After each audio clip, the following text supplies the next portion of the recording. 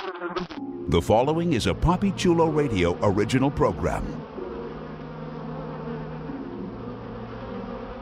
The views and opinions expressed in the commentaries and/or interviews in the following program are solely those of the individuals and are not views of Papi Chulo Radio, its parent, affiliate, or subsidiary companies.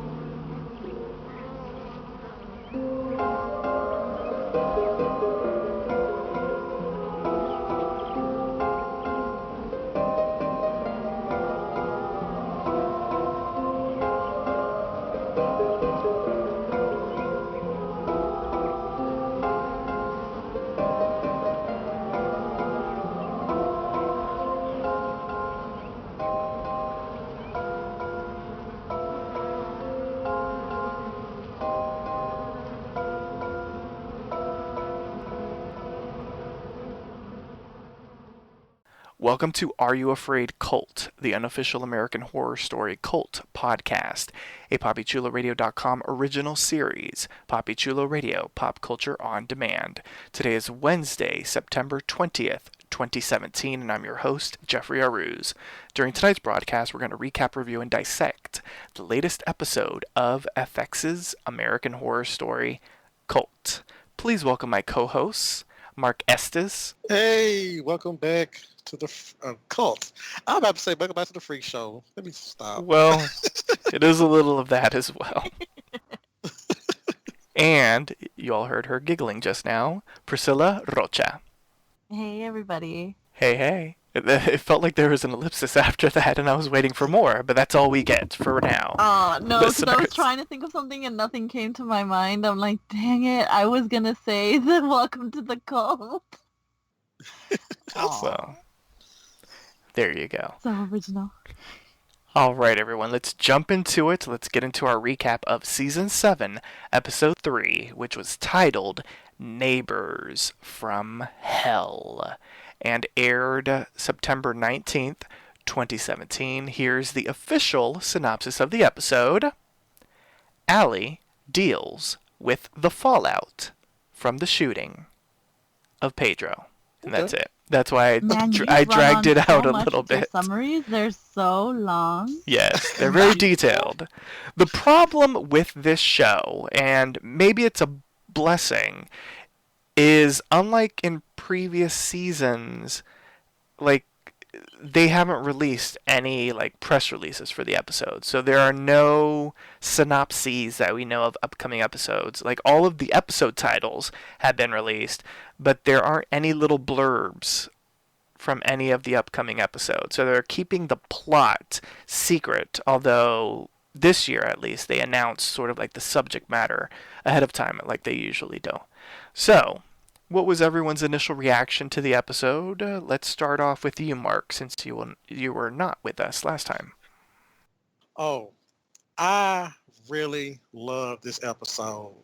It's usually episode 3 in most of the seasons of American Horror Story are kind of good. Most of them, not all of them, but this one was pretty.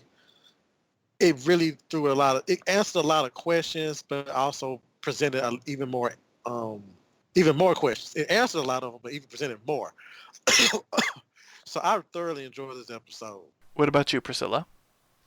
Completely agree. I feel like it boosted up, like, in terms of, like, the deaths and in terms of, like, what the mysteries that have been answered, but there's still more to be learned. Like, now we talked about the theories that you had before, and now, like, a lot of them seem to be coming true. So I really like this episode. I love being right. I'll start off with that, but I will also add on, I guess, to the hype train. Like, I thought it was a really good episode. What's interesting about this season is, at least for me, I don't find it scary at all. It is a little creepy, sort of like the the paranoia that these episodes build up. Because I'll be honest, like, and I've said this since the first episode, I feel like everybody's in the cult except for Allie, and they're all terrorizing her, and they're doing this for some nefarious reason, which I'm sure will be clear at the end, and who knows, maybe at the end of the season, we can go back to like earlier episodes and we can be like, oh, okay, so that's what that meant, that's what this meant, and that's why that happened. But as far as just this episode, I thought it was like really good. They are stepping things up. It's getting a lot more intense, and I do like that at least some of my theories started to pan out, and if the other ones like end up becoming a reality, I mean, I will take all the kudos that you all, give me. No, let me stop. But on that note, before we get into a thorough recap of the latest episode of American Horror Story Cult, here's our announcer with a few special announcements. Follow Poppy Chula Radio on social media. We are on Facebook, Instagram, Twitter, at Poppy Chula Radio. Do you have any questions, suggestions, comments, or concerns? Email us via contact@poppychularadio.com. Are you interested in joining the Poppy Chula Radio team as an on-air personality? Email talent@poppychularadio.com. Binge listen to your favorite Poppy Chula Radio programs by visiting poppychularadio.com/archives. You can also download tonight's broadcast and the rest of the series through Apple Podcasts and Google Play. Just search for Are You Afraid? Cult, and subscribe. Thanks, announcer. All right, let's get into it, and let's start off at the beginning of the episode, and we are introduced to a character by the name of Rosie, and she is a patient of Dr. Rudy Vincent, the same doctor that is treating Allie, as we've seen in the previous episodes. And her treatments with Dr. Vincent have been going very well, because when she first started to go to him, she has like this fear of being trapped, of being buried alive, and she would have these vivid dreams of her husband and her, I guess, sort of about to make love, and then all of a sudden, she flashes to being inside of a coffin, buried alive.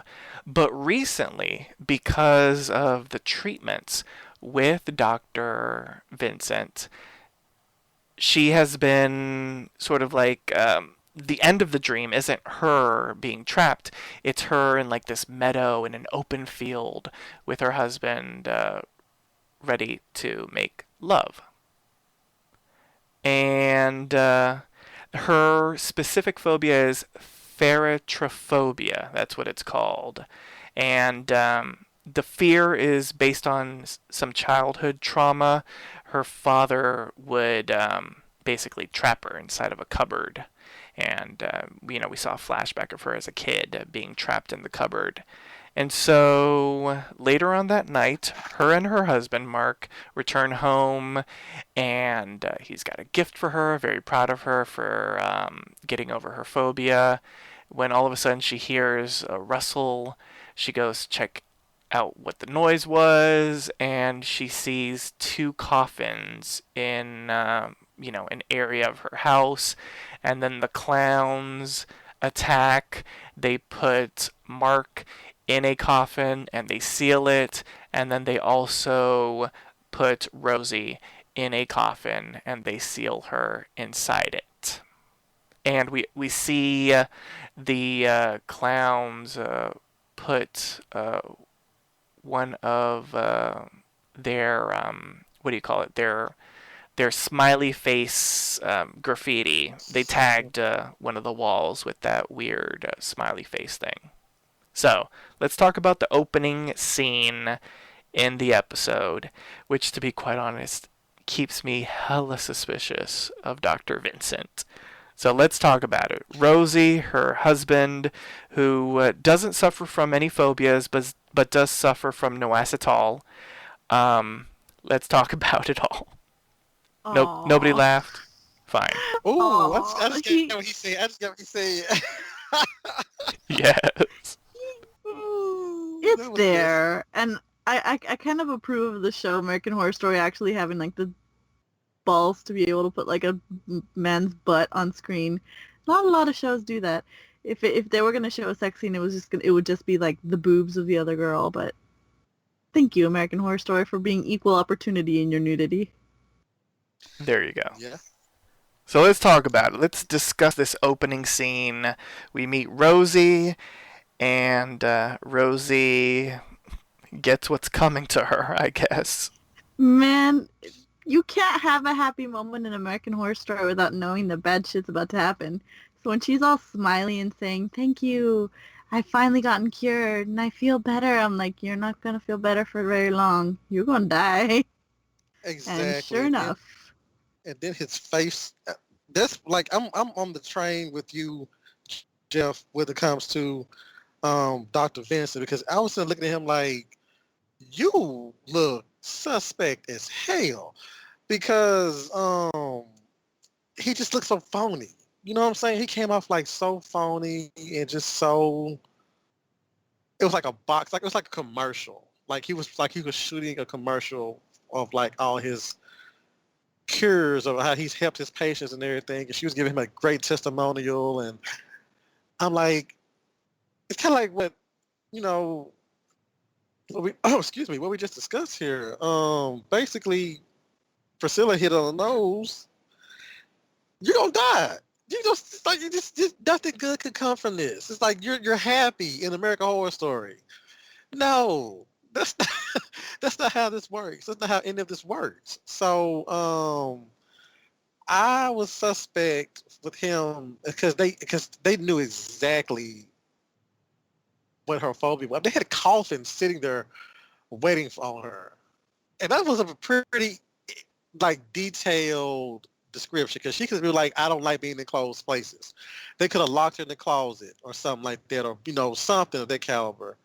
But they picked a coffin, which means that either somebody that bugged his office, or he is not who he says he is. Well, let's focus on Rudy, because he does have a scene later on in the episode that also continued to keep at least my wheels of suspicion going, because at some point in the episode, Allie decides to go and confront these protesters. I know we really haven't discussed the protesters yet, but we'll get to that in a moment. But focusing on Dr. Vincent, he has these buttons with smiley faces on it. It also seemed, I don't know, for me at least, it seemed weird, the camera angles when he would be talking to Allie. And for me, I don't know, I just got the impression that someone else was in the room with him, which I don't know if that was, maybe that's my own paranoia watching this damn thing, but it just seemed odd, like the camera movements and like how he was positioned, and then those weird ass buttons with the smiley faces on it.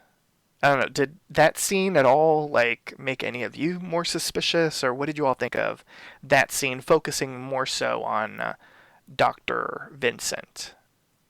He looked like he was annoyed with her.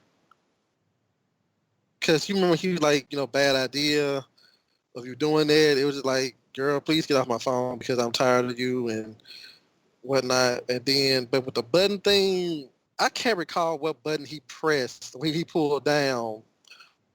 He pulled two down and then he pushed one up, and I still don't know what it means. They all are basically different colors of smiley faces. So it wasn't like they all had that much of a different reaction. Like some of them, had an open smiley face. Other ones, had a more, a closed mouth smiley face. There wasn't really anything. It wasn't like one was scared or happy, sad, that kind of thing. They all were different colors of different styles of smiles. Yeah, I don't like Rudy. I mean, I was giving him the benefit of the doubt the first two episodes, because especially when he came to visit Allie last week, and that was on the behest of Ivy, and I was just like, yeah, you look. I mean, for them to shoot that so close together, because I could see she came in and she was talking to him, and then something else crazy happened, and they came back to them later on in the show.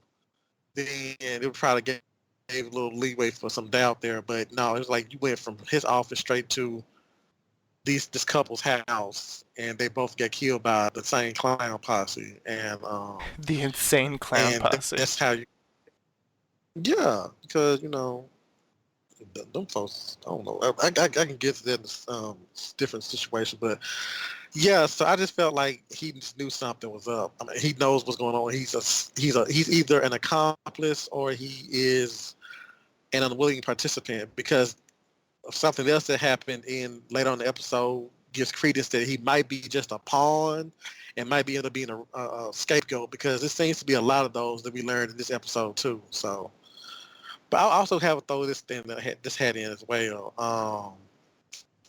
No, I just did it.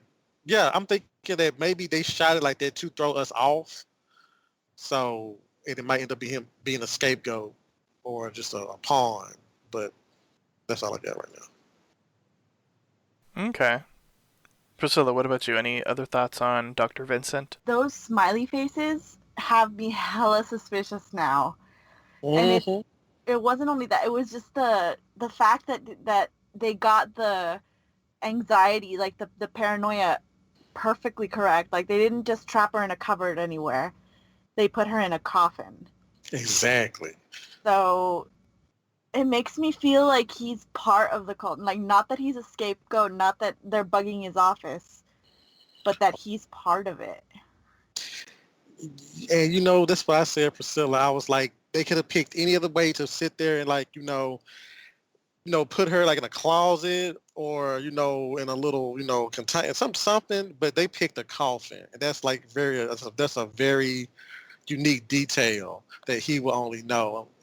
So I said, so I'm right up there with you.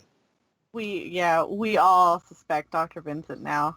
I don't think there's anyone here who's gonna excuse him one way or another. Yeah, he's shady. Big time. Very much so. Yeah. So let's catch up with Allie. She's just shot Pedro. Rest in peace, Pedro.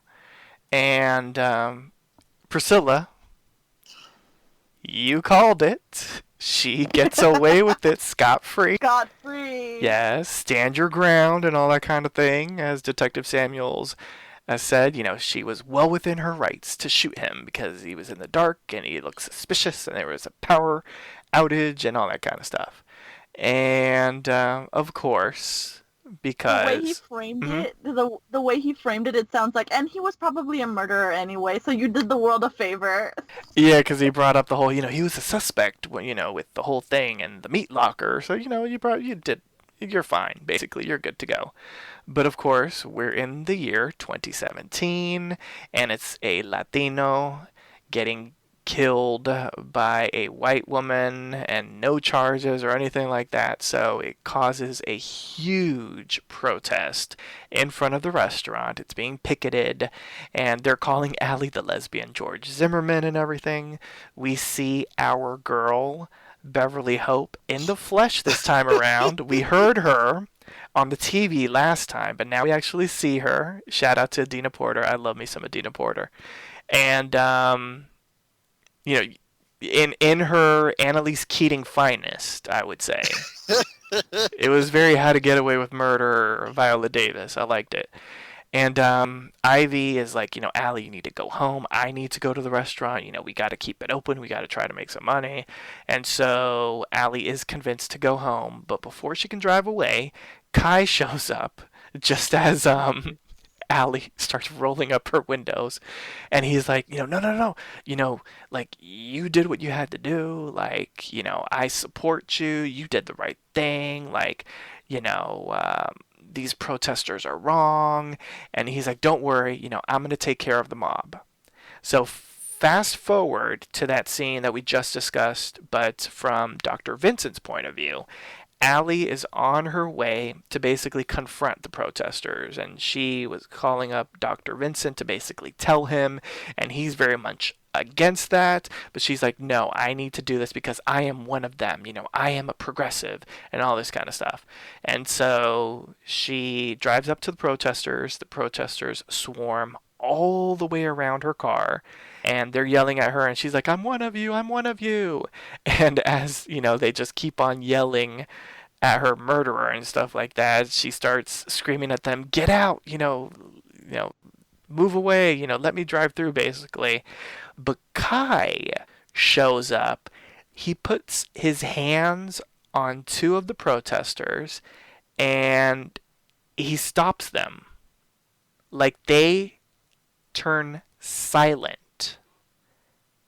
Silent. It's like Moses parting the Red Sea. He just touches them and they go away. It was weird. And they do exactly what Priscilla said. They walk away. They go silent, almost as if you mute the television, like that pitch perfect, silent. You can't hear anything. Like, the screaming disappears and they walk away. And that's it. So, what the hell happened? Are they all a part of the cult? What did that scene mean to you? And let's also discuss in general Kai coming to Allie's defense. What's going on with that? You want to go first, Priscilla? I do, just because Jeff pointed out a theory the last episode that Kai might be the father of Ozymandias. Ozzy. Mm-hmm. Yes, Mark. I sent Mark that link because I wanted him to read it as well. And there was just this link that I found online, and it kind of makes sense in a weird kind of American Horror Story kind of way. And if it is true, I think it's going to be interesting. And when he said it to me, Priscilla, I was shook. I was like, how in the hell did we all tonight put that together? All the notes I took that night, and none of us put this stuff together. But yeah. Yeah. Yeah. Because it sounds more accurate now, considering we have Kai doing all of these nice things for Allie and supporting her when he really doesn't have to. She's just one vote. Why is this woman so important to you all of a sudden? Well, I want you to put a bookmark into that, because you're just saying that he's doing a lot of kind things, but a lot of things happen to Allie in this episode, and not all of those things are kind. And if my whole... I can't say my theory because we do get confirmation. We'll be discussing that confirmation in a moment. And I want to go back to you sort of saying that he's doing a lot of kind things, because in my opinion, he did a lot of horrible things to do that kind thing. Well, yeah. Well, that goes without saying, but we will see. Yeah. Mark, what about you? Allie and Kai, and Kai parting the protest sea, basically, per Priscilla's words. I'm thinking that it's what we all said, Kai might be the father of Ozymandias, but I also think it's still Kai.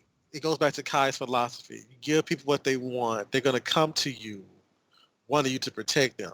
So if he keeps hammering at Allie, then she's going to have no choice but to sit there and come to him, in his mind, and want for him to protect her and be like, you can be a part of my cult, be a part of what I'm trying to do and stuff like that, because it was an onslaught of crap going on, hitting Allie on the head like she was like a nail on the wall, just kept coming at her. And, oh God, can we please get into the damn neighbors? Okay, let's do that. Because Okay, well, let's get into the neighbors. I will say that I thought that whole scene was very weird. Like, both of them. Like, when he was like, basically, you did the right thing. I got your back. You should be proud about what you did. Like, don't hide in fear and that kind of stuff. Like, you're strong. You got courage. And I'm surprised by you. Like, all of that, I was like, number one, you're manipulating her. And number two, Exactly. like, I still have no idea how he did it. Like, other than, but I can't believe all of them would be in the cult. But maybe this cult is bigger than we think it is, because he silenced them fast, big time.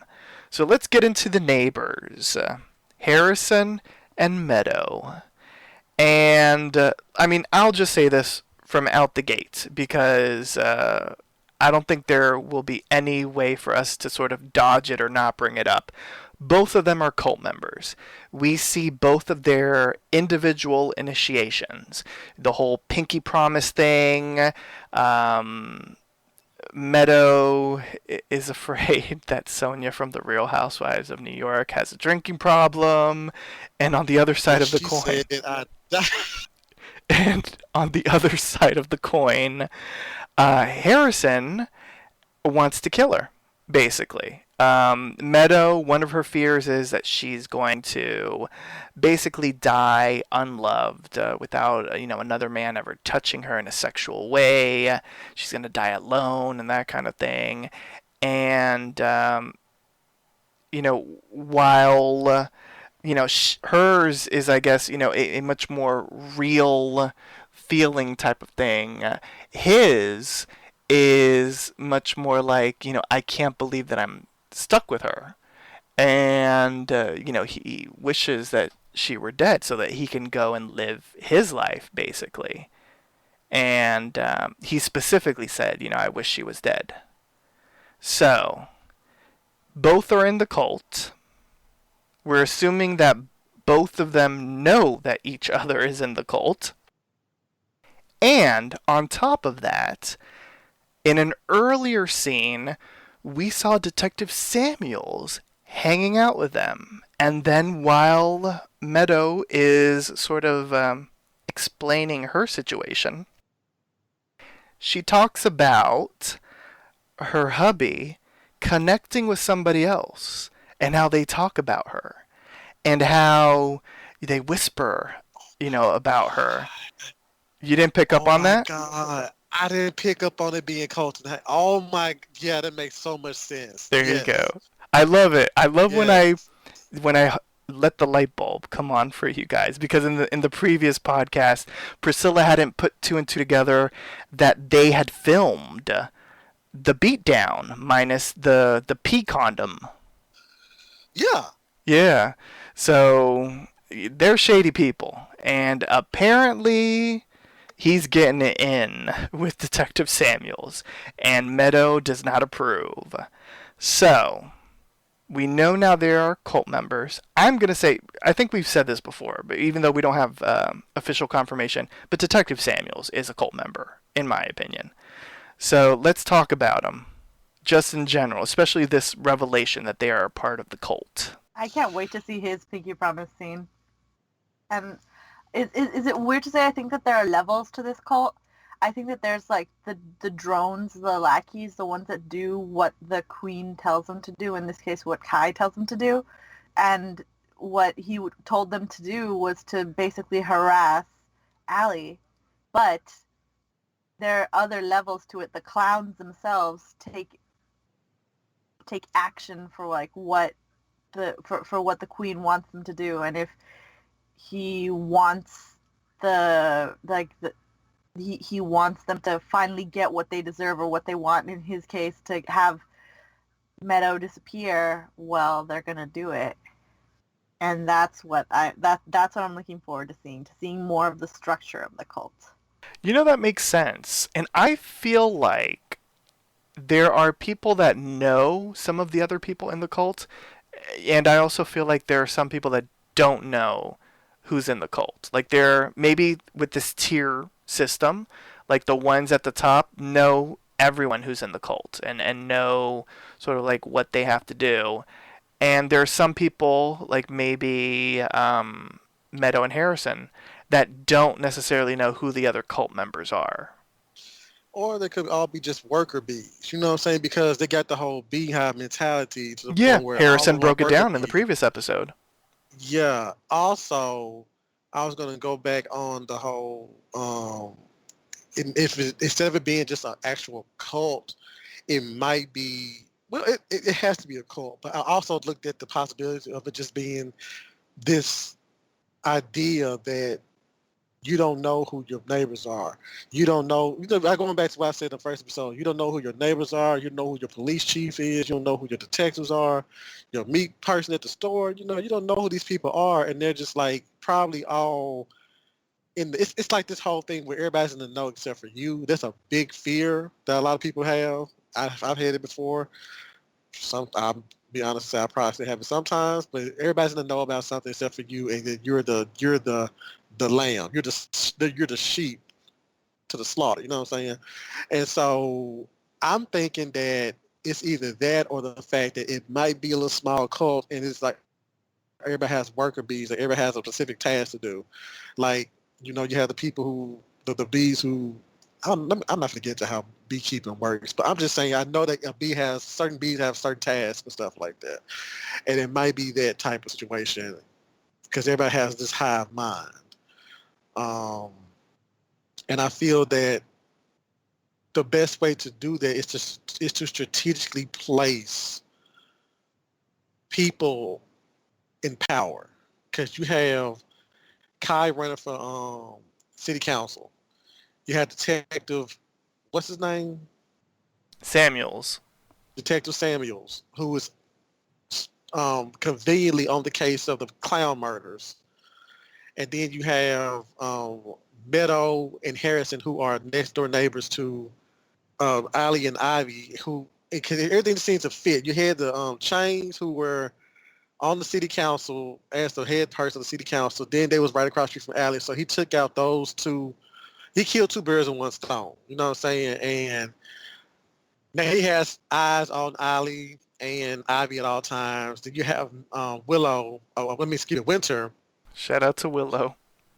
Because you know who I went with Willow. It was Winter, who is corrupting Ozzy and making him distrust his parents, and then also tearing them apart.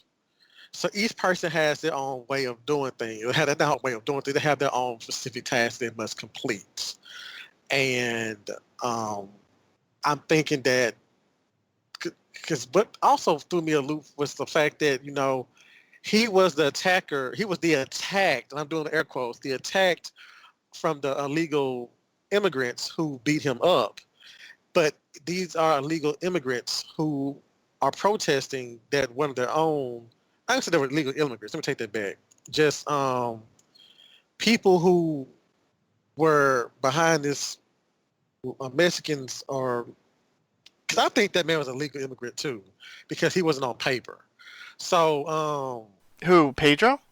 I think wasn't he not on Well, paper? no, they said that he was born in a city in He was- California. Yeah. Yeah. Okay, because Like she San said- Diego or something. Okay, because I know she said something about Ali said something about I hired them because of something. Okay. Well, But- she had said, we can't fire an immigrant in this in this climate. And and that's it. If he was actually born in San Diego somewhere and he wasn't an immigrant, that goes to another topic I'm gonna get into later in the episode. But bottom line is that it's still a Mexican man being attacked and shot by, So I'm thinking like this kind of like why y'all listening to Kai? You know what I'm saying? Because he threw piss on these people, and I'm pretty sure they told some of these people. Not saying that Detroit is not a big city, but I'm just saying that I feel that it was kind of that was weird. It was, to me, the only tinge of a supernatural element in the show was him parting these people away. But I don't know. I just think that I don't think they're part unless they're people who are in the cult. He hired all of them to protest the place. Oh, That's there what I you can go. think of. He could have hired the protesters. Because You know what? that's I what didn't I'm even trying- think of that. Yeah, that's why I'm trying to tie this together. I'm just saying, like each person that he comes in contact with, they have their own task, and I think that with Willow, with Winter, it's Ozzy, Harrison, and Meadow. It's keep an eye on them. Detective Samuels, it's make sure you cover our tracks. And then with those protesters, it's just, to just like, like you said, at the probably at the bottom of the bunch, because there was a mixed bag of people in there. It wasn't just all Latino and Mexican people. It was white people in there, black people, Asian people. It was just different people in the mix. So they all probably have a role to play. But that's scary. That's like Invasion of Body Snatchers type scary. You don't know who to trust. So, I'm sorry. Yeah, no, that's true. Okay, before we get into how Allie and Ivy were sort of terrorized throughout the episode, well, I guess this is something that they were terrorized with.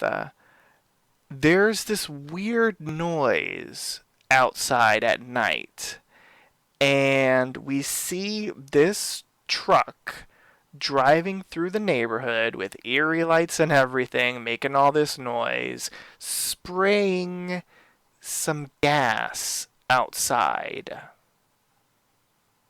And the next morning, Ivy and Allie are outside, and they find dozens of birds dead on their Dead lawn. birds. And the city denies responsibility.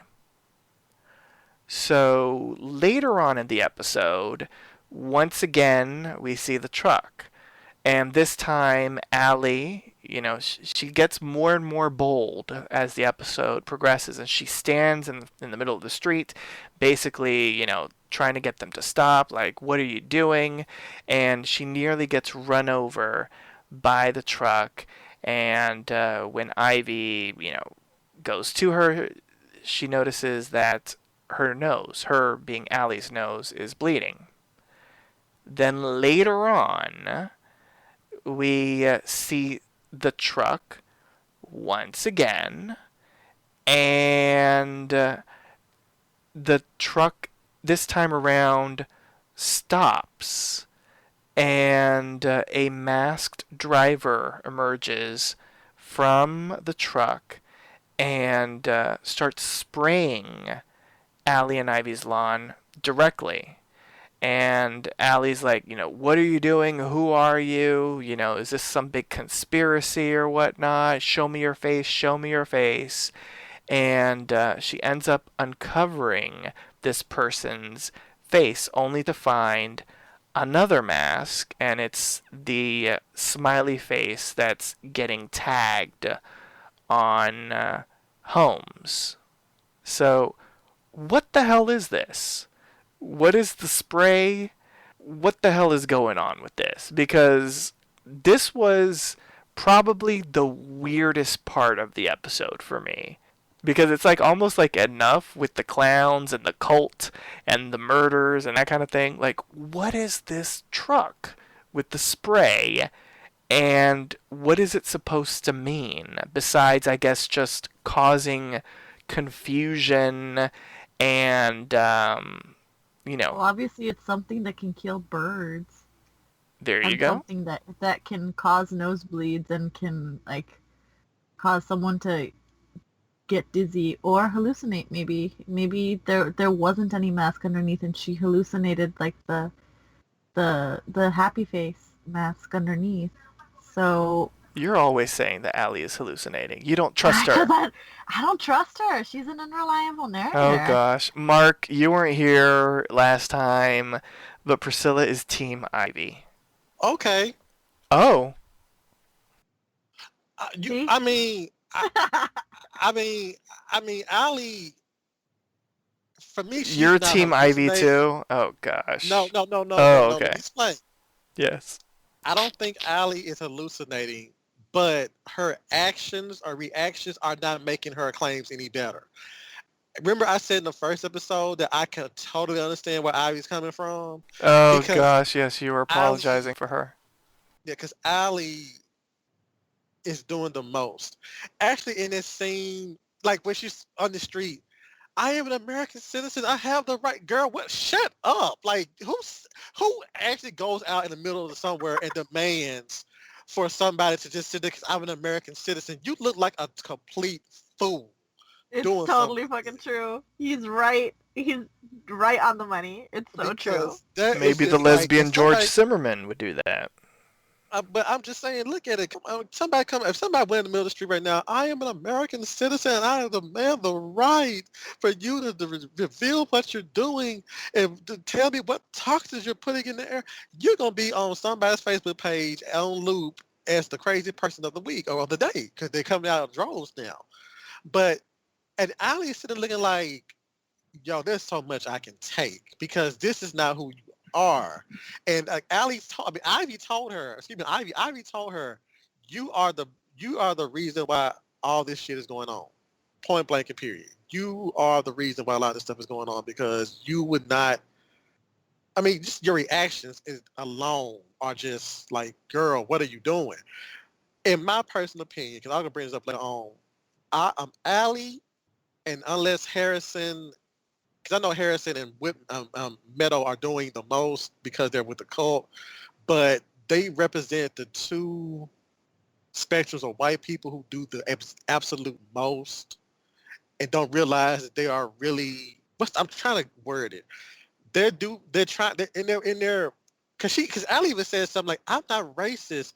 Do you not know that I am the lace person you call?" Because it just all that is just like Ryan Murphy saying like the progressive white person is the most annoying person. Period. Yeah, I totally rolled my eyes when she said it. 'Cause it's like, I am one of you people. I was just Exactly. like, oh god, here. Yeah, when she said I'm the least You're so full of racist, I'm shit. like, Trump. Yeah. Trump has said that many And then times. Meadow and Harrison walking over to her house. Now, even if they were just, I know they're just dealing with the cult. They're with the cult. They're just messing with her. But you come over in Mexican sombreros and throw Taco Bell coupons at her. Do you not realize how racist you talking about? You call somebody else racist, but you're doing the utmost racist shit while doing it, and that's what a lot of people are doing lately. You know, especially because I'm like, you are just shut up, be an ally, and just go with the flow. Don't do the most because you sit there and just reveal just how racist you are. You know what I'm saying? It's like a litmus test almost. But See, because they were really weird. Because in the previous episode, and I believe even Priscilla, you mentioned this, like it seemed as if they were kind of conservative. Because I think Priscilla, you even called him a log cabin Republican, based off like Yeah. some of the things that he Yeah. said. But then this time around, when they went to berate her, uh, they basically started talking as if they were progressive themselves, and they were offended that she was this racist, whatever. And I was like, that doesn't really make That doesn't sense. jive with what we thought you were. Yeah. Why? I think that's the point because to me they were Maybe. mocking her in a certain way, but that's just me. I thought they was mocking her with doing all that, but at the same time, if they really was serious about it, you looked stupid. Either way, you looked stupid because you were the one who came over, gave her the gun. No, you gave her a gun. Then you came and said lock and load because we're doing, like, I was told that ISIS is taking over a lot of stuff and everything like that. And it's like you put her into a panic mode for her to react. I mean, and so I don't know. I just feel like they are doing the utmost and I can't stand them. I'm sorry. But I get to the point where I can't stand Allie either. I love her to death, but I love her, but girl, I know it's going to be rooted for you, but you're making it hard. I created some of the stuff that she says. I'm sorry. It's true. And I think I said this exact same thing that you did it last time. I try to stand up for her to try and understand where she's coming from, but it's really hard to do so when she's just really like whiny and like up in her own thoughts and just it's Ivy, I feel for you. I feel for you. Well, I can't with that. But so any thoughts at all? Like, we're assuming Kai is involved with these chem trucks. You think so? What do we think? I mean, He it has seems to like be. everything revolves around him, that he's in charge of whatever the hell is going on. And if this is something that has, I'm going to believe that the smiley face was there, that she was not hallucinating. So if it's something that's connected to the smiley faces and the clowns and etc., etc., etc., then it all leads back to Kai, no? Do you think it's a compound that exacerbates fear, that makes Yes. you more paranoid, more prone to lashing out, and they're spreading it throughout the neighborhoods to have people freak out, I can go with thus to that. gain power? Yes. Yeah, that sounds good. I like it. Priscilla, A+. Thank you. You're welcome. Yeah. So let's get into Harrison and Meadows' torment of their neighbors. How Harrison and Meadow become the neighbors from hell. And besides, showing up in sombreros and giving Taco Bell coupons, good grief. The first thing that happens is when Winter arrives, apologizing for abandoning Allie in her time of need. Ivy had called her back, and basically Winter apologizes. They forgive her, and everything is fantastic. Winter is back to being the babysitter, and Winter's like, "Oh, okay, I thought you were looking for replacements because there was a man outside responding to an ad, and I let him in." And they're like, "What? You let him in?" And so they go to the Worst living room. babysitter of I know, Man, right? what? And so they let him in, and he has stripped naked in their living room, ready to go. Apparently, he answered an ad for two lesbians that wanted a man to not call, not respond, just show up at their house hard and ready to give it to them. And so they chase him out, and they look at the ad, and immediately Allie is like, it was them. It was Meadow and Harrison. And so later on, Meadow gave Oz a guinea pig, and Allie initially wants to take the pet away because of allergies and whatnot. And she ends up calling, and she complains to Harrison, who passes the phone off to Meadow, and basically Meadow ends up hanging up on her. And this is while Detective Samuels is visiting them, probably I would watching hang up on her Bravo. too. Did you hear that stupid thing where she's like, I don't like heteronormative names for pets? Yes. Yes. Stuff like that. It was just like, oh my God, can you be no more annoying? I'm like, what are you Can you talking be about? more hoity-toity? Ugh, it's the worst.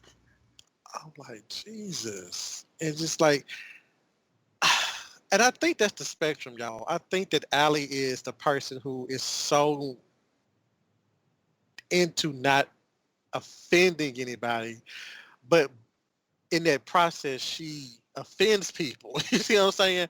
And at the other end of the spectrum, you have Kai, who doesn't care about offending people because he knows that, it incites chaos, at the same time. I don't know. She irked me last night. I think that's why I like the episode, because I can see Ivy is like putting her foot down and whatnot. And even little Ozzy's like, yo, you need to chill. Yeah. Damn. Yeah. Pet. At one point, Oz was basically like, why are you in my life, basically? Yeah. And later on, Ivy prepares a meal for the family at the restaurant, including some artisanal ice creams, and Oz apologizes to Allie. And Allie lets him know that they can keep the pet. And so when they return home, they find their door open. The smiley face clown symbol has been painted on their door, and they arrive just in time to see the guinea pig explode in their microwave. Like, they were there for the 3, the 2, and the 1. And it was timed perfectly so that the 1 kaboom. And so Allie, she says she knows who this is. They run across the street, and she basically attacks the neighbor. She like punches Harrison out, and they act innocent. They're surprised by the accusation, and then when they hear about the door marking, they're like, "You've been marked by the killer. There's a serial killer," because our girl Beverly Hope has put two and two together that this weird symbol was on the home of the phobic woman from the opening scene, Rosie, and it was also in the home of the Changs. So is there a serial killer? Detective Samuels basically gave no comment to Beverly Hope. But there's now this rumor that there's a serial killer out there, and that's apparently the mark of the serial killer. So they're like, you guys have been marked. And so Allie threatens them, basically telling both of them that if they dare step near their house, she will kill them. And so they leave, and Allie and Ivy fight, as they leave the house. Basically, Ivy's calling Allie psychotic, but Oz shows them that that Harrison and Meadows' house has been marked as well. I'm going to keep. No, continue on. Let's talk about this before we go to the final scene. So obviously, they were involved in all of this. I would say, like, they put up the Craigslist ad. They obviously gave the guinea pig to make it explode at some point. No. Do you think? I don't think they were. I don't think they made the guinea pig explode. What about the Craigslist ad, at least? The Craigslist ad was totally them. Because I'm sorry. No, just I don't think that like their faces legitimately looked surprised when they were like something happened to Mr. Guinea, and yep. Okay. I will say that it was multiple Craigslist ads, because whenever they would find some way to take it down, a new one would pop up. So I thought that was very funny. This gonna probably sound very stereotypical and very me just being generalizing. Oh God, I hope this doesn't go wrong for some people, but it just seems to me the reason why I automatically assumed it was them, because this seemed like some shit Harrison himself would do. They just seemed like a basic white gay attack. You know what I'm saying? Because Craigslist, and they probably go find these type of people to go do stuff like that. I don't know. I could be wrong, but it just seems so basic. It just seemed like it would be them and nobody else, because Harrison, him and Samuels might like to cruise a little bit, anything like that. They just cruise. I don't know. That's what I get from them. That probably sounds so wrong, and I hope I didn't offend anybody about that. But I just seem like that would just be the number one place where they would. The number one reason why they would do something like that, something of that caliber, because I myself never thought to sit there and do take out a Craigslist ad and then just pass about show up your front porch, butt naked, ready to screw. That just seems like something very out the norm or something like that, but very petty. Very petty. Well, if you offended people, I'll offend even more people. I thought it was a very cunty thing to do, to be quite honest. Yeah. And they seemed like cunty people. Exactly. Mm-hmm. They looked like the type of people that if you piss them off, they will go down and get dirty. I mean, they watch, no offense to Real Housewives fans, but, they seem to be like the type of people that would do some batshit crazy. Yeah, just for the drama of it all. Like, they live for the drama. And even if they weren't part of this cult, I can see them doing some mess like that, like, living for the drama, and just sit there and just be like, oh, if we can go, we can, like, y'all ain't seen nothing yet. Y'all think that, because they just seem like, and Harrison just seems like you cannot trust him at all. He seems like the most cunty gay you come across, who would just, I'm just saying, he seems like it. No, nothing. I don't know whether or not like it would be like Harrison. For me, I thought it was totally Meadow. Like that, it sounds like something that she would do, especially since she had just already gotten the pinky promise thing where she said where he told her to start blaming everybody else, never blame yourself. Well, So we don't know when that was. See, that's yeah. I was gonna say this. They're playing with time with us because I'm pretty sure that's probably was right after the election when all this stuff went down. When he started like recruiting people. Or like, did he recruit before the election? That is true. I'm trying to remember. Was Michigan a swing state? Was it a state that? I think so. Okay. Yeah. No, I do remember. I believe I read somewhere that like right before the first episode came out, a lot of entertainment sites like wrote reviews, and they said, "Oh, it's interesting that they picked Michigan because it was a swing state." So, kind of what if funny he 'cause recruited people I believe it. to swing the election, in this world of American believe- Horror Story? I believe it. I can see it going on. Yeah, I believe it. Do y'all think that Willow? Oh God, I need to watch Buffy tonight. Do y'all think Winter was the one who put the guinea pig in the microwave because she will be the one that had the keys to the house? That would make sense. It is Yeah, very definitely. weird how it was timed, because like literally the 3, 2, 1 splat. Because It's she probably was, Winter. I Yeah. agree. It's probably Winter. yeah. And I got one other question when we move forward. Where are the fucking neighbors? They only come out when there's a dead body or something goes on. Like any of this other stuff going on, like, the trucks and stuff like this, you would think you would go check in with your neighbors. Like, did y'all see that? Get petitions or something like that, to get this to stop. But you don't see none of the neighbors. They kind of, it's unsettling for me a little bit. Well, maybe they don't want to deal with the lesbian George Zimmerman. Yeah. But I mean, if you wake up at 3 o'clock or 4 o'clock in the morning, not 3, but late at night, and there's a Screaming big that she's truck, an American. that and the fact that this truck is blowing all this stuff, in You the you street. also kind of have to wonder whether like the other neighbors have lives and stuff that they do, therefore they're asleep at that time like normal people, whereas Allie's just there soaking up the paranoia and like not really talking to anyone. So of course she's gonna be up at like 3 or 4 o'clock in the morning to be able to say shit like that. She's True. soaking up the paranoia. It's just like that truck. If you're not used to some noise coming up your street that late, Yeah, that is kinda loud. late, It was loud. It will wake you up.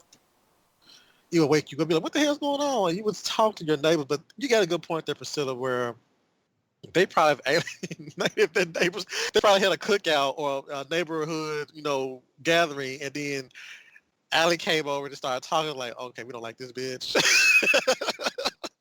We just gonna go ahead and ignore her. Anytime there's something happens, we're just gonna ignore them. Like, just ignore them. Oh, that's so like, ignore them. Let's go back to bed. It's the lesbians. Let's go back to bed. Y'all are so mean. I'm just saying. Yes. She fucked herself. Okay, so the final portion of the episode. Oddly enough, once again, a lot happens during the final portion of the episode. So, Allie calls over Detective Samuels, and we all know who he hangs out with. And so he asks if Allie is psychotic. And I loved Allie. She's like, I'm right here. You can ask me, and I'm not. Like, it was fantastic.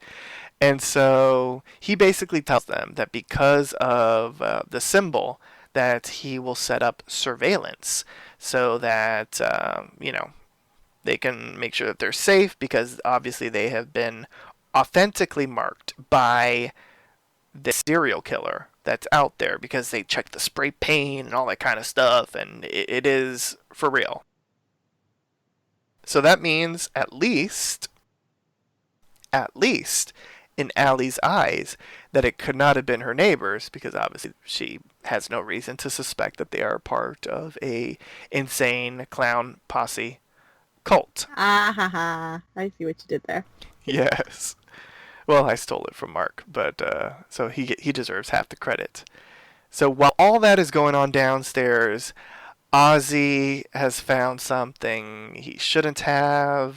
He took off the parental guidance on his laptop, and he found a video that apparently is on a loop and can't stop playing. And so Allie and Ivy are curious, and he's like, no.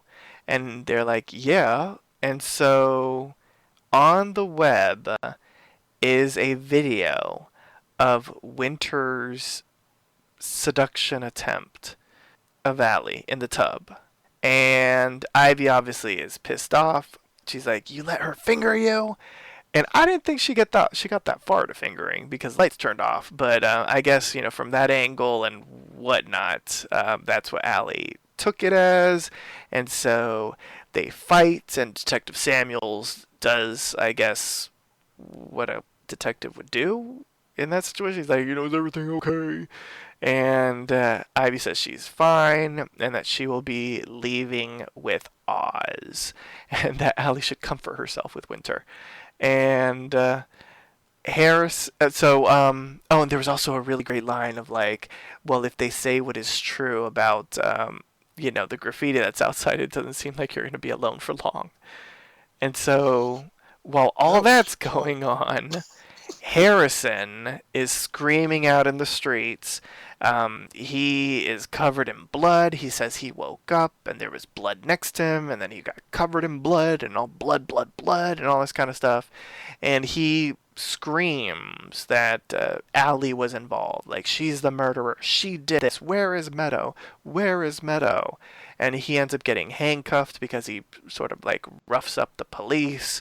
And while that's going on, Oz disappears, and they find him inside of his house, and they see all these like blood stains and blood prints throughout, plastered on the walls.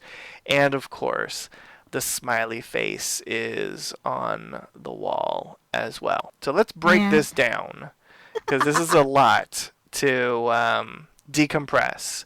So, number one, Ivy knows of what Winter did. I wonder if she's still going to hire her back. Number two, Ivy basically said that she's leaving Allie until Allie gets fixed, basically. But I feel like this whole situation is going to keep her from leaving, in my opinion. And number three, what the hell happened to Meadow? Is Meadow dead, you guys think? I think Harrison killed Meadow, to be quite honest. But he was asleep. So you don't buy the whole... I don't buy the whole I was asleep. I believe he killed her and staged her, maybe with Kai's help or some of the other cult members. Well, we obviously know it wasn't the detective, because the detective was busy talking to Ivy and Allie. Mm-hmm. He's got his alibi. Kai doesn't have an alibi, though. Well, there's that. And Ivy leaving. Well, first off, my problem with that situation was, listen, I get it. You see your partner and she's getting freaky deaky with the nanny. You're pissed. Why aren't you questioning where did this video come from? Thank you. Because Allie did mention it. She's like, look, they're watching us. Something's going on. But Ivy sort of like rebuffs her. And I'm like, listen, you can be pissed about your partner cheating on you, but your privacy is being invaded. There is a camera, at least one. And if there's one, there might be others in your house, and someone is watching you. I get what you're saying, but still, like, cheating that way, like, with the nanny, like, fuck. Like, I can see why she got off. She doesn't even really know what happens. Like, she doesn't even get the chance to really ask Allie what happened. Because, I mean, you're obviously... not going to ask because the proof's right there. Well, because it looks suspicious, but we don't know what else happened. Like, and we don't... I mean, I'll be honest, we don't even know what really happened. Like, at some point, she's washing her back, then she's washing her front, and then bloop, the sponge falls, and it seems as if she's going to get ready to finger bang her, but then the power goes out. I will say this, though. The fact that she was bathing Allie, she crossed the line then. Well, Yeah. yeah, it's very Um, hand that that rocks wa- the cradle. that's yeah, because it's the fact of the matter that that's an intimate moment. Period. She didn't have to get out into finger bang her. It was just like you have your say what? You No, I already just crossed the laughed. line. I think finger bang Oh, is a very it's a funny phrase, but it is well, the I'm act. I'm just using. I rarely use it. I'm just using it for the sake of the. It's just the fact that that's like you. I mean, you only don't. Only people should be bathing you is either your significant other or your kids when they're taking care of you, or you're bathing your children. You know what I'm saying? That's it. It should be no third party in this situation. So that was already. So even when that happened, I said somebody's watching it. I don't know if they're recording it or somebody's watching it. Be like Meadow or Harrison, they might bring it up all of a sudden, like you guys get down with like the open relationship, instead of because they just callous like that. So I said this is going to come back up. This is a ploy on Kai and Winter's part to start a rift. And I would expect to come back so soon, which leads me to another theory, which I'm gonna get into towards the end of the episode. But I was wondering why the hell Ivy. Now this is where I said early in episode 1 of the podcast, where I said I'm going to probably change my attitude towards Ivy, and because I saw her hit Allie, I'm like, oh, you hitting people now, huh? And so I was thinking that it should never get to the point where you should lay your hands on somebody, and I still kind of feel that way even after what happened. However, Ivy, first of all, your child saw that. Number one, bottom line, I would have took it in a chance, and y'all can jump in. If I saw something like that, my significant other, the first thing I'd have been like, okay, I'm gonna deal with you later, but we need to find out how the hell this got to his computer. Yeah. What link? How did you get this link? You know what I'm saying? Like, who sent you this link? Who has access to your information this way? Who you been talking to? Because not only that, but if you are, because there's other stuff to look at. One, y'all are a lesbian couple. We all know that same-sex adoption and all this stuff is pretty rocky for a lot of same-sex couples. So the fact that a minor got a hold to this, and it could have leaked out that a minor saw this, could not only upend y'all with the children, but it could upend y'all whole entire. Y'all think y'all have problems with these damn protests outside y'all's restaurant. It's going to go even further if this had a leak. So if this is sent to my child, that means it's out there again. This is still out there somewhere, and somebody has access to my home, to my private information, and sending it to my child. I have an issue with that. Yeah, you hear somebody, you could, I'm gonna let you explain later, but we need to get down to the bottom of this. But she said they went from 0 to 100. But to me, I felt like that was an out for her because she was already on the out. She had one foot out the door. And I think that was the out that she needed to say, Yep. you know what, Allie, fuck you, I'm gone. I'm already dealing with your paranoia. I'm already dealing with a freaking dead gerbil and you attacking our neighbors.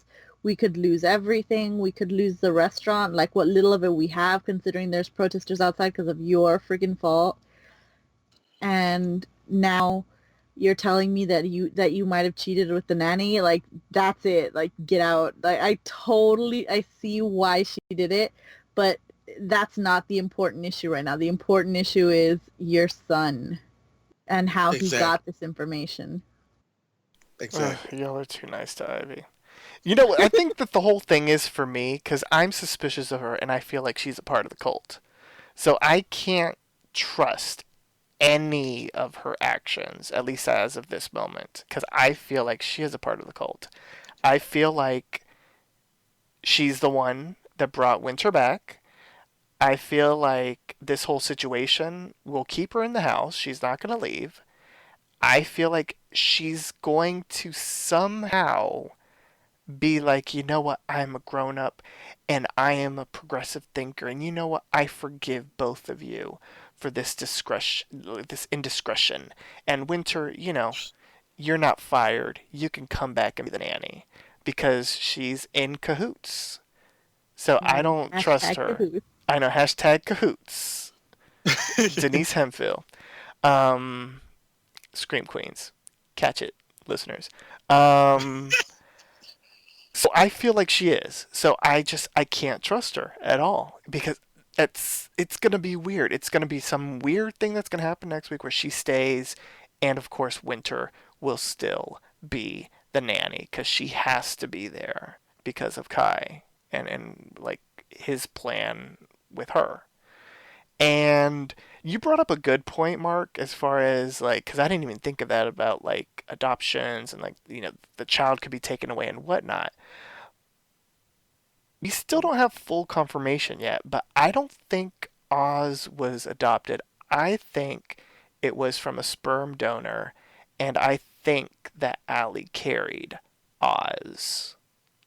It might be, but I just think that with this firestorm going up with the whole, her shooting, a Mexican man, and another body being found at their restaurant, it's like 1, 2, 3, you out. You know what I'm saying? So especially with the Yes. whole thing of Beverly Hope already gave her the name, the lesbian George Zimmerman. We all know Shout that out to George Beverly Zimmerman is Hope. despicable because they're gonna really gun for them, and so. But I'm gonna give you credence, Jeff, because I was gonna head there too. If Winter didn't put that camera inside the house, then the only person else could have done it would have been Ivy. Well, no, And because the clowns go in and out of that house like it's the I frickin' mean, Arrow Cave on Arrow, or you know, eh, what the yeah, hell do you that's call it over on the Flash?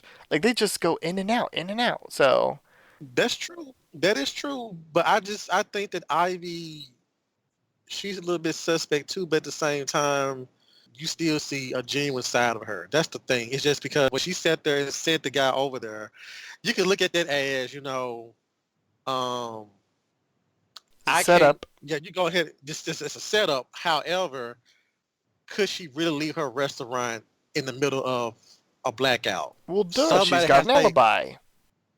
but I'm just saying, you don't want to leave because you saw what happened with the other guy who got killed. He started prominent dominance, and then people are scared. Like there's a dead body in my restaurant. You know what I'm saying? So I can't just leave all of a sudden. And so there was that, and then to add on when she got Allie to when she got Dr. Vincent to come over and talk to Allie. Now if they were both inside the cult, then the conversation went on outside without it went down because she was genuinely worried about Allie's well-being. So there's ways where you can sit there and look at it, because but I'm leaning towards, me and Priscilla are still leaning towards that. We understand where Ivy's coming from, but I will recognize your points that you make and say they're valid points. I 'Cause- appreciate that. Yeah. I For, will for, say, for well, now, oh she's god, on our good graces. oh For gosh, now, she's in our good graces. I like it though. I will say the Vincent Ivy scene. One way that scene could make sense is number one, if we're going with the idea of the tiered cult system, and if people at the top sort of like know everything that's going on, but like the people at the bottom don't, or even like the people like levels, like if you're level 1, you don't know what's going on in level 2 or 3. If you're level 2, you know what's going on in level 1, but you don't know what's going on in level 3, and level 3 would know what all the levels are going through.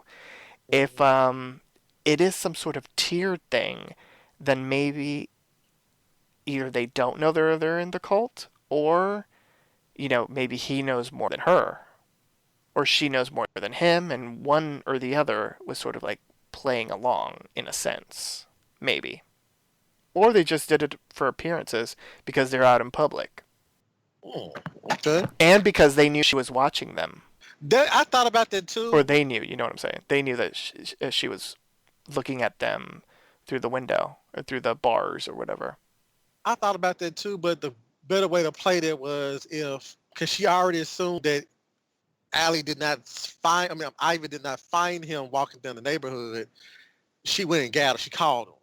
So what would have been a better way to play that if that was the case would be her looking outside and seeing that they're talking, despite the fact that they said that no, they didn't bump it, no, that she didn't call.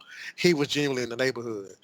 But if she just looked outside and saw this two talking, which means that okay, not only did they not only did they just lie to me about him calling him, bringing him over here, or him being found in the neighborhood, they're actually talking about me. You know what I'm saying? And so, but it could have been framed with a amount of like, okay, they're talking about me, but in reality, they were sitting there saying, okay, what's the plan? What's the next order that we have to do to, what's our next move? But we would not have heard that until like probably later on to reveal or something like that. But that's my only pushback on it. Okay.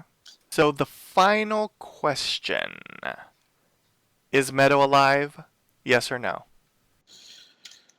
Yes. You think she is, Priscilla? I think she's alive. I think I think the shock factor of like, I turned around and I see her dead body. Like, if that would have been more like prudent if she was dead, than a whole bunch of signs of a struggle and blood and nothing else afterwards. Like, you're going to see her coming up again, I think.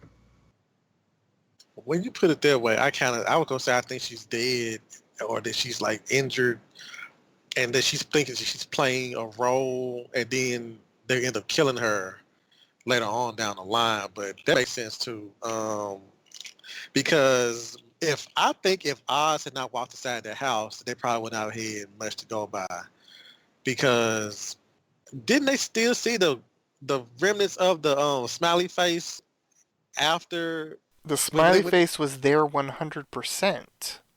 No, I'm talking about when the Chains got killed, and then Meadow and Harrison moved in. They still had. Door, so there was still like a mark of a smiley face on the house. You're right. Yeah, but they had freshly painted another one on the side of the house.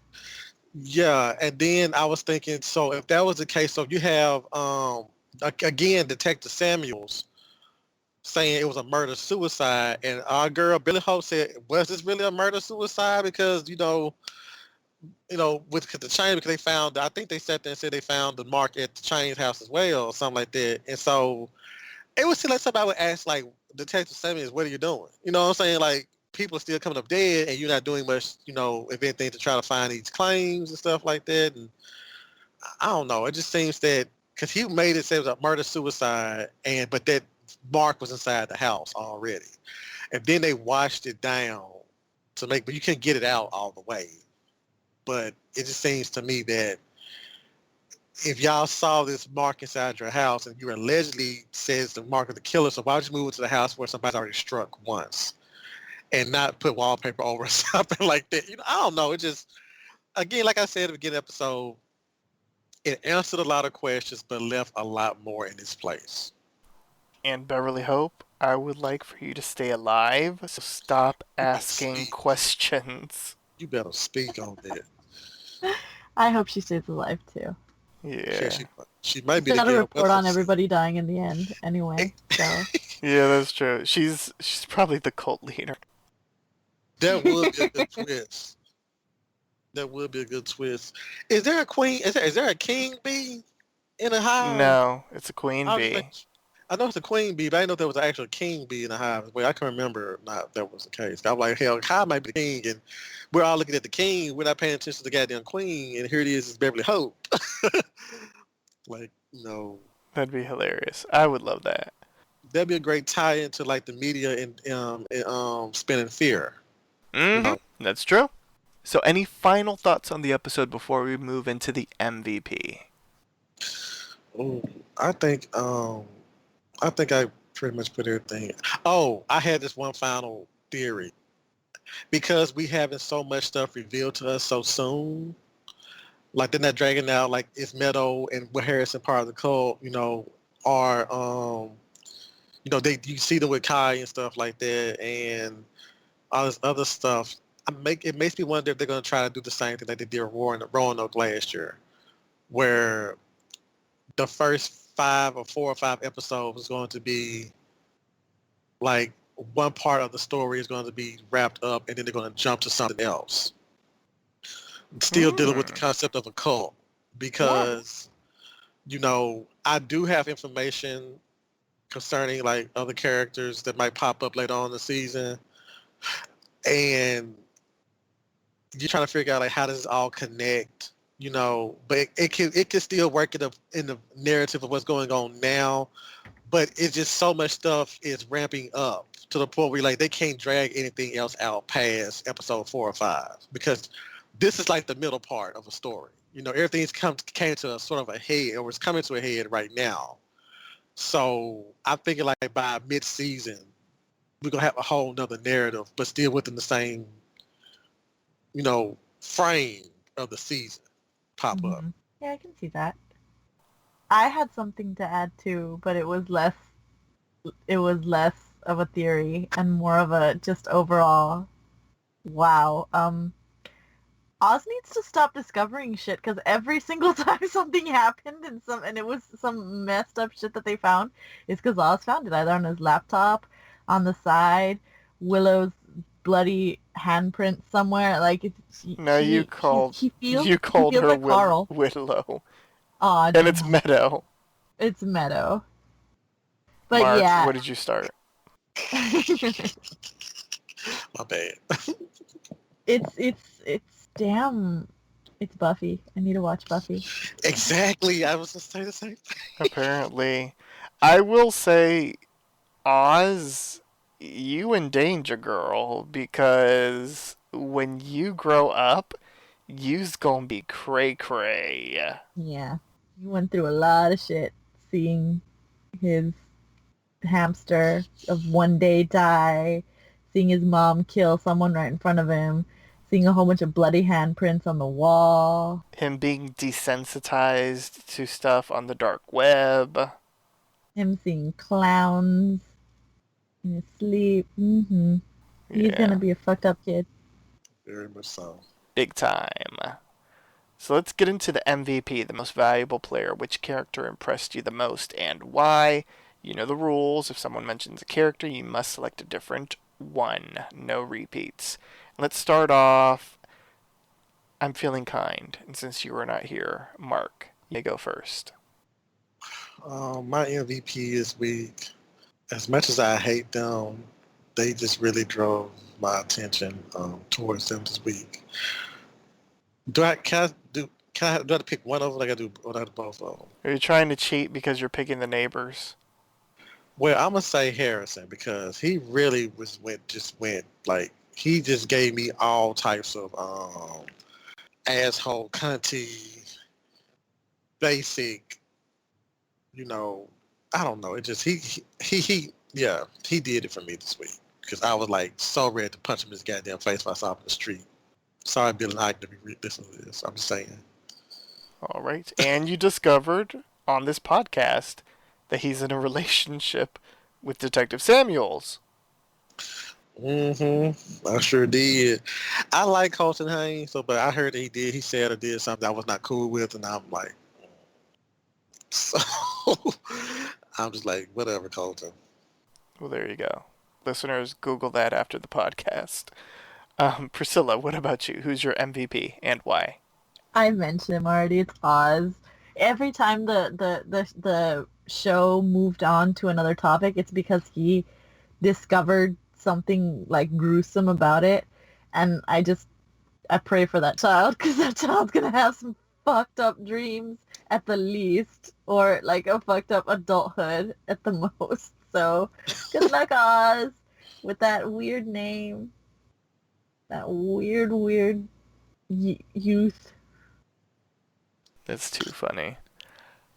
I'm going to give the MVP this week to Allie. And listen, I'm not going to try to defend her at all. But I liked that she grew some, and not gruesome, but she grew some. And that she gained some weird strength throughout the episode. Now, did everything that she do was all correct? Was it right? Was it not crazy? No. But it was hella entertaining. Like her, going to the protesters, her, standing up to her neighbors, her, going up to that chem man and demanding to know, what the hell is going on. I enjoyed that. Like, I liked seeing Allie become a little bit more strong as a character, and I blame Kai because Kai, I guess, inspired her in a sense earlier in the episode when he was like, you're right, and, I like seeing your courage and all that kind of stuff. So I really enjoyed Allie this episode, so she's my MVP for the week. Now it's time to rate the episode. How would you rate this episode on a scale of 1 to 10 clown masks? The point system is allowed, and if you find that this episode is worth more than 10, you may grant it the coveted Twisty the Clown mask. So let's start off with you, Priscilla. Man, this episode was really good. I'm giving it a 9.5 clown masks. It was really cool. I wasn't bored anytime since. I don't find myself being scared, but I don't think that's the point of this season. I think this season it's more to dissect the fears of other people, to look upon them and form your own opinions. So, yeah, 9.5 clown masks. Mark? I co-sign everything that Priscilla said, especially that 9.5 clown mask, and the fact that she said it's dissecting the other people's fears. Because if I pick up my phone and start playing either one of my World Builder games or Candy Crush, or just start texting somebody, even if it's doing American Horror Story, then it's like you're not engaging me too much. And that was me kind of last week. But this week, I forgot that my phone was on my bed because I was scared I was going to miss something. And so, yeah, 9.5. And I'm giving it a 9.5 instead of a 10 or the coveted Twisty mask this week is because even though it's a great episode, I'm scared that something is going to happen later on in the season that might tarnish it. And I mean tarnish it, I mean just like like this episode set up something, then later on in the season, whatever it's set up, it's lackluster, and that's why I'm giving it a 9.5 right now. All right, and I'm going to give it a 9, not for, I'm not dinging it for, I guess, I could easily give it a 9.5, but for me it just feels more like a 9 in my mind. It was a strong episode. I think each week my score has been growing, so that's a good thing. I think each episode continues to get better and better, and this one was definitely top notch. Like everything that we saw was really fascinating and eye-opening and intriguing and confusing, and it's got me paranoid about everybody on the show except for Allie, because I still feel like Allie is not involved in the cult and that she is being targeted by the cult, so everyone around her is more than likely involved in it in some way, shape, or form. So it's got my attention, and I can't wait to see what happens next. So I give it a solid 9. And on that note, join us next time for a brand new installment of Are You Afraid Cult? Once again, here's our announcer to remind you on how you can interact with us. Like us on Facebook, facebook.com/PCR. Are You Afraid? Follow us on Tumblr, areouafraid-ah.tumblr.com. Follow Poppy Chula Radio on social media. We are on Facebook, Instagram, Tumblr, Twitter, and YouTube at Poppy Chula Radio. Do you have any questions, suggestions, comments, or concerns? Email us via contact@poppychularadio.com. Help support Poppy Chula Radio financially by visiting gofundme.com/poppychularadio. Are you interested in joining the Poppy Chula Radio team as an on-air personality or blog contributor? Email talent@poppychularadio.com. Binge listen to your favorite Poppy Chula Radio programs by visiting poppychularadio.com/archives.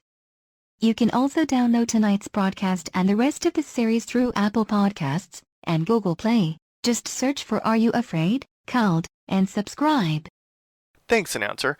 My co-hosts, please wish the listeners a good night. Good night, everybody. Be good. Thanks for tuning in. Download new episodes of Are You Afraid Cult every Thursday via Apple Podcasts and the Poppy Chula Radio archives. Good night.